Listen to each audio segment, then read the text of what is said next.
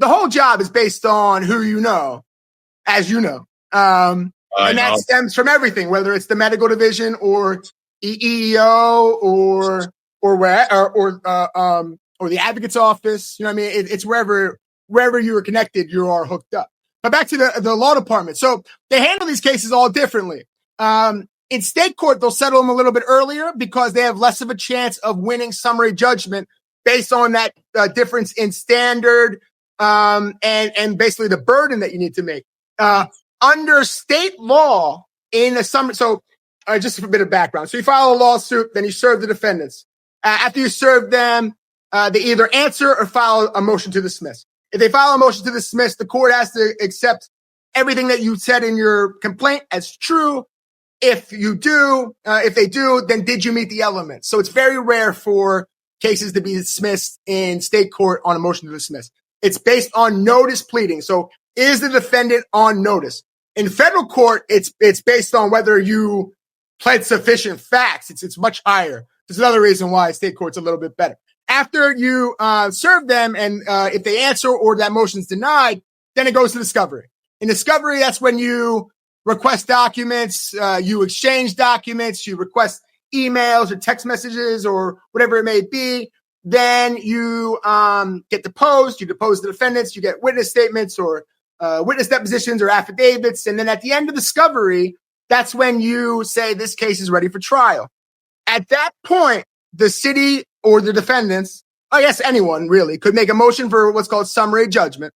And that basically means that there's no question of fact that a jury could rule in your favor, and it would award the winning to the defendants. So the way this works is we bear the initial burden as a plaintiff of saying that what happened to them happened for a discriminatory reason. Then the burden shifts to the city, in this case, is to say that, no, we had a legitimate business reason, needs of the department, right?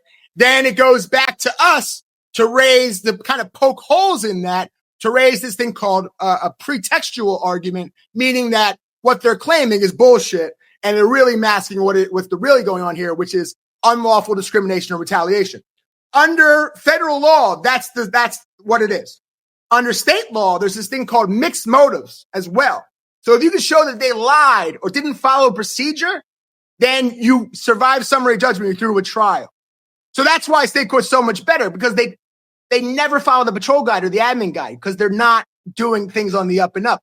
They're going after someone they hate for whatever reason. So they're like, the hell with this guy. He's going on a fixed post every day. The hell with this guy. I graded him last time, but I'm marking him AWOL. But they don't follow the AWOL procedures. So you can catch him on that and then beat him in court. Like the way that you win on the department is just get them talking, right? Explain what happened. They can win in federal court because the commanders sit behind and then just sign whatever affidavits come across their desk to win the case. And then a judge looks at it and was like, wow, the XO, the ICO, the CO, the admin lieutenant and his 8 sergeants all said this guy's trash. He must be. But in reality, it's not that. He just was put on a fixed post. He didn't have the same opportunity to get activity, or he was on hospital or prisoner details. He met his conditions every time he was there. No one escaped. The prisoner's still there.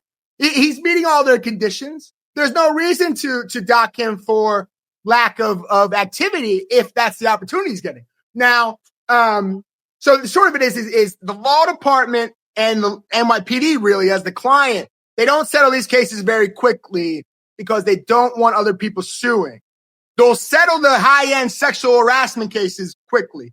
But the normal ones, which are, this guy makes me his driver all the time and he's creepy and he comments about my butt or my boobs and he tells me how great he is when I know he's a clown and that happens every day.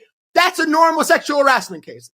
The ones with Gabby Walls where Henderson tries to kiss her and then when she gets passed over for her CO spot, he goes, well, maybe they're doing something you're not to other women that got the position. Those are the high-end cases that are not that common, fortunately. But they're more common than you probably would think. So like a perfect example is I have a case right now against this guy, Brian Flynn. And Brian Flynn is a former commander, and now he works in Brooklyn courts.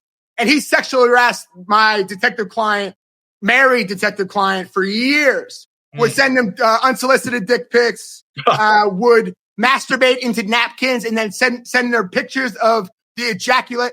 And then when she would block his number, first of all, she had to respond or he would deny her caretaker stuff with her children. He had to pick up her kids. If she didn't basically respond, he would deny her ability to see her kids. So from that point forward, she tries to block him. He hangs a rat photo on the wall with her name on it, essentially. And so flash forward, this all happens. She files the EEO finally. It's all corroborated by witnesses. It goes to EEO. They corroborate the whole case. Last week, he pled guilty to this.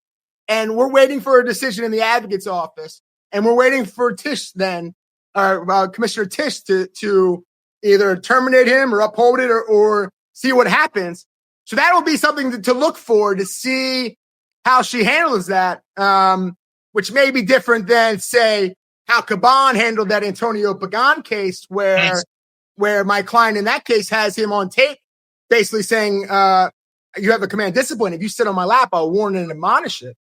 And then the judge recommended termination for that case. And then Caban reversed it to just a 60-day hit, not even dismissal probation. And he's back on the job. Now, we heard he put it in his papers, but we don't know how this is going to go.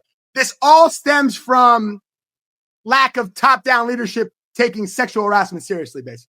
Including Jessica Tisch, who now allegedly the allegations or any complaint would go to her, that's a total farce, John. We know that as a police commissioner, they have so much going on. They don't have the reason they have a deputy commissioner of EEO or equity, inclusion, equity is intrusive is because the police commissioner, they work at the behest of the police commissioner. She can't handle this herself. So now, John, when you're telling me they're going to her or they're going to file something with her, where's that going to go? It's going to get recycled to it's the same story over and over again, John. Your cases literally show this. Yeah. This one in particular.